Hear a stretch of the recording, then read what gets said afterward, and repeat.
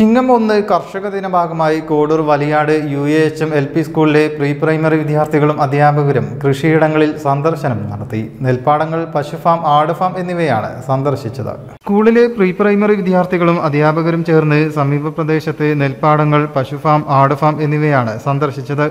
തുടർന്ന് കർഷകരുമായി അഭിമുഖം നടത്തി. വിവിധ കാർഷിക ഉപകരണങ്ങൾ പരിചയപ്പെടുകയും ചെയ്തു.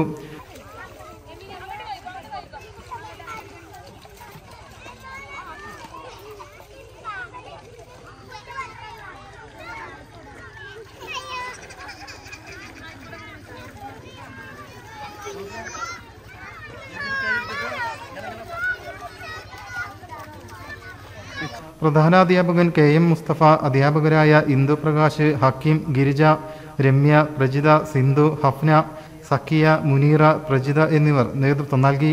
News desk media vision.